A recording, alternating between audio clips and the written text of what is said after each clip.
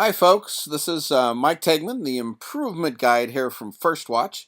And Mark asked me to put together a quick video just to give you an overview of the FirstPass system and how it works. So I'll give you the kind of the high level look here real quick. FirstPass was created to really help with quality management and make it fast and easy to do individual case review, coach individual providers and performance improvement, and give you a system level look at your overall system's performance to be able to do real substantial performance improvement, quality improvement. Our bias is we like the Institute for Healthcare Improvement, the IHI model, but it certainly will work with any of the other ways people tend to think about quality improvement. In every EMS system, there is somebody who's got the word quality in their job title, their quality assurance, clinical quality improvement, whatever it happens to be. And their job is to look at the pile of calls that happen in the system and decide, have we done what we intended to do for these patients? Are there any providers that need extra attention? Are our protocols producing the results that we hope to produce? And that process can be overwhelming if you're running more than 2 or 3 calls a day. So what we do is we take your system's practice of medicine, your protocols, your policies, your procedures, and we program them into our computer system so that all of your providers, all of your systems using ESO, I think you've got 11 different sites, all feed in through the same system, and the calls are evaluated based on your practice of medicine, your criteria, including everything from Sandusky to Toledo to Lucas, allow you to see really what's happening in your system right now. As soon as the EPCRs are uploaded, you get a view of what's happening, and the system basically passes each of the electronic medical records through your criteria in our system, and it sorts them into either calls that met your expected criteria for care or ones where there was something that caused them to be flagged to be seen. So the guy who's doing the recording right now is a 59-year-old, somewhat obese white male, and if I should have chest pain in your community, chances are good you'd like me to get a 12 lead EKG pretty quickly. Probably like me to get some aspirin, or at least have documentation that I'm allergic to aspirin. Maybe if my blood pressure is adequate, you might like some nitroglycerin to be used. Based on what you see on the EKG, if my 12 lead looks like I'm having an ST elevated myocardial infarction, you probably want somebody to notify the receiving facility. If I got all of that care based on what's on the EPCR, that case would be moved into the pass bucket. You can certainly look at those as much as you like, but let's say I did not get aspirin or any documentation that I was allergic to aspirin. I would be put into a flagged bucket because it noticed something that didn't meet your expectations. One of the people on your team can review this call. Let's say that I was a Seventh-day Adventist. I'm not, actually, but if I was and I refused all medication, and you decided that that meets your standard of care because you respect people's religious preferences, the person doing the review can move that into the pass bucket. Or if you say, well, there's no reason why I can see on the CPCR why the patient didn't get aspirin or documentation that they're allergic, maybe I'll send a note to the medic and say, what happened here? Maybe I'll look at that medic's historical performance on these kinds of calls and say, does she or he have a problem with aspirin, or is this a one-off, to decide what kind of feedback I want to do. That's based on whatever you want to do in your system. And then we extract data and information from this review process and plot it onto run charts and control charts that will give you a look at your performance over time. So with that, I'm going to step out and go to the live site. And on this live site, we are going to take a look at Pinellas County, Florida. They have given us permission to share their data. Everything you see here is protected and de-identified, so we will not be violating any HIPAA laws as we look through things. Over here on the left-hand side, what you've got is the workflow for the system. This is custom designed for each of our installations, so you get to build it however you would like it. I loaded a week's worth of data into their system here. It looks like their system has run about 5,500 calls in the last week. Of those, 389 were flagged for review, so that's about maybe 6.5% of their calls flagged for review. That means 93% of their calls have been reviewed and were found to meet their expected performance criteria. So from a workload perspective, that cuts your workload for review down pretty dramatically. In this case, this system has 18 fire departments and a large private ambulance service, and each of those organizations have their own view of their own data and performance. So they would get their slice, but the medical director who oversees the system can look at everything. And Dr. Jameson there has got a pretty specific set of criteria. So as people review calls, depending on what they find, they will either refer them to their own agency's education team for some educational intervention with the medic involved. For certain things, they will send it up to the county's quality improvement folks to take a look at. And for some cases, the medical director wants them sent directly to him for review. This is, again, customizable, and we'll build this for whatever you'd like it to look like in your particular system. So in these, the review bucket here, you've got some basic information about, what bundle of care was involved, what the primary impression was. Of course, the address and information are de-identified. So if we open up one of these calls, let me take a look and see how the call is managed. You've got some basic things here to help you kind of work the process.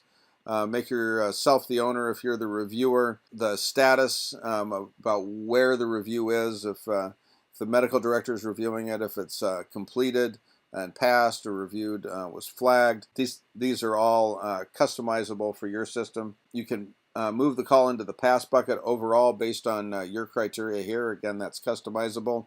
The resolution, whether you need an incident review from the crew or no additional action is needed, or referred to training, or whatever you want in this. This is all customizable here. You can attach files to the review file here. So if you get the WAV file from the dispatch center that is the recording of the 911 caller, you can attach it here. If you get feedback from the interventional cardiac facility that shows my anterior descending coronary artery all clogged up with no flow prior to the wire being poked through and the balloon being inflated and the stent being placed and flow being restored, and then the after image that shows my beautifully perfusing artery. You can do that here easily. Any type of file you can attach. If you want to provide feedback to the crew, you can send feedback. We'll plug in their emails here. So all you do is type those in, and it's easy to do. And you can provide the information and ask people questions and get feedback from them from that perspective. The core of the system is down here. This is the criteria for this bundle of care. So this is a patient who was seen but not transported to the hospital, somebody who refused care. In this case, there are 7 things that the system expects each patient to get when they are seen but not transported. 2 sets of vital signs at least 4 minutes apart. It used to be just 2 sets of vital signs, but the at least 4 minutes apart was added in because they saw in some ride-alongs that people would take a blood pressure, and then as soon as the blood pressure cuff went down, they'd pump it right up again so they could write 2 blood pressures down, and Dr. Jameson thought that didn't indicate stability of the patient, so he wanted at least 4 minutes apart, so we changed that criteria recently. Glasgow 15, chief complaint, history, meds, and allergies. They want a witness who was not the patient and not one of the EMS responders to sign that the patient in fact refused care. They want the narrative to be at least 150 characters long so that people don't just write "no ambulance needed." And they want the patient's decisional capacity, which is Florida legal language for do you have the cognitive ability to understand the consequences of choosing not to go to the hospital? We do a free text search in the narrative for was decisional capacity assessed and was it present? And in this case, you can see that in this case, everything passed except for the decisional capacity. So if you want to review the case, you open it up here. We're not going to be able to look at the narrative because that contains potentially patient identifying information. but this is basically their electronic medical record for this case, de-identified, so we're not violating HIPAA again. But if it was your system, obviously you'd be able to see and read all of these things in here. And you can see if you can find out why decisional capacity was not included. And what I've done is I've loaded a year's worth of data into this. So this individual medic has handled 169 refusals so far this year.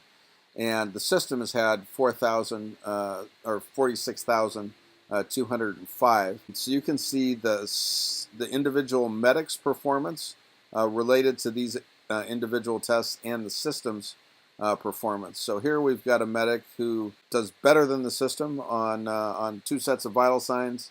Not quite as good on the Glasgow, not quite as good on the chief complaint. Just a hair below on history, meds, and allergies. About the same on witness signature. A little below on the narrative, and a little below on free text decisional capacity, but not dramatically lower. So as a reviewer, you can decide what you want to do around that. Look at one other case here. So this is a chest pain patient, and you can see the criteria they want for their chest pain bundle. I want to draw your attention to this last one in the ACS bundle, which says 12 lead performed within 5 minutes of patient contact, track and trend only. So this is an aspirational test for them. We can add as many track and trends in as you would like. This is something they're interested in maybe adding to their core protocol in the future. But what a track and trend is you get to keep track of the data and see what your performance looks like on it without it contributing to the overall passing or flagging of the individual call. From a larger system perspective, looking at the overall systems and process, we build statistical process control charts for each of your bundles of care. On the left-hand column here, you've got the raw performance as it comes out of the computer. On the right hand, you've got performance after it's been reviewed by your clinical folks. And as you come down through here, you can see this is 2 years worth of performance. Each individual dot is the percentage of compliance with the protocol for all of the cases that were involved in this particular bundle of care during this particular month. So you can see their refusal management was really not up to snuff. Not over 95% of their patients did not get their expected bundle of care at the beginning. If you want to know what the details are, you just open up View Test Results, and I will load the same 48 months worth of data in here, so you can see the same aspect of things. So in this first test here, you can see that 2 complete sets of vital signs were added recently, and they chose not to run it retrospectively. We give you a choice as to whether when you make a change, whether you want to run it retrospectively or you want to just monitor it going forward. They chose to just monitor it going forward. I can tell you that at the beginning, 2 complete sets of vital signs was not great. Final Glasgow was good. Chief complaint pretty good. You can see the improvement they made in history, meds, and allergies here. Witness signature obtained, doing pretty well. Narrative doing pretty well. Free text decisional capacity was really a problem at the beginning. So their feedback with 18 fire departments and a large private ambulance service focused on free text decisional capacity and the vital signs at the beginning to produce this level of performance improvement. We allow you to see what's happening right now and what's happened historically for whatever it is you're monitoring, whether it's heroin opioid related stuff, STEMI, stroke, flu related symptoms, any of those kinds of things. And we do it near real time as soon as the EPCRs hit the system, and we do it all automatically to really allow your people to focus their attention on the stuff that matters rather than kind of building all the infrastructure to understand what's important and what's not. I hope this has been helpful for you.